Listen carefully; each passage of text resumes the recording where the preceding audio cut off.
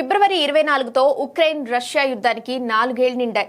రెండో ప్రపంచ యుద్ధం తర్వాత ఐరోపాలో జరుగుతున్న అత్యంత ఘోరమైన సుదీర్ఘమైన యుద్ధం ఇది. ప్రస్తుతం యుద్ధం స్తంభించిపోయిన స్థితిలో ఉంది. ఉక్రెయిన్ భూభాగంలో దాదాపు 20 నుంచి 25% వరకు రష్యా అధీనంలో ఉంది. తూర్పు దక్షిణ ఉక్రెయిన్లోని కీలక నగరాలు బఖ్ముత్, మరియుపోల్ పూర్తిగా శిథిలాలయ్యాయి.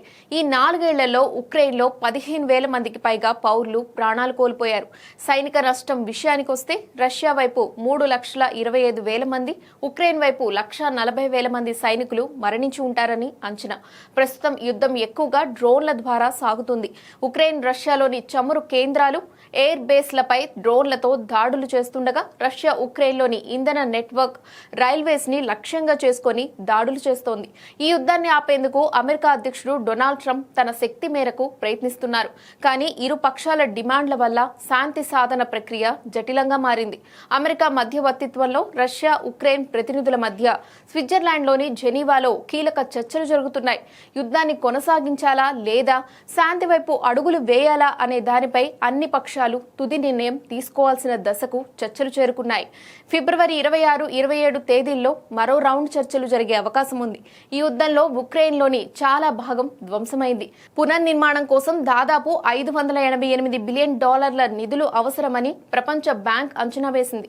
అంతేకాదు లక్షలాది మంది ఉక్రెయిన్లు శరణార్థులుగా మారారు. ఈ సంక్షోభ పరిష్కారం కోసం అంతర్జాతీయ స్థాయిలో ముమ్మరంగా చర్చలు జరుగుతున్నాయి.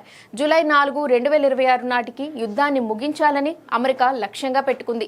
రష్యా బలగాలు పూర్తిగా వెనక్కి వెళ్లాలని, 1991 నాటి సరిహద్దులను పునరుద్ధరించాలని ఉక్రెయిన్ పట్టుబడుతోంది. మరోవైపు తమ అధీనంలోని ప్రాంతాన్ని తిరిగి ఇచ్చే ప్రశ్నే లేదని రష్యా అంటోంది.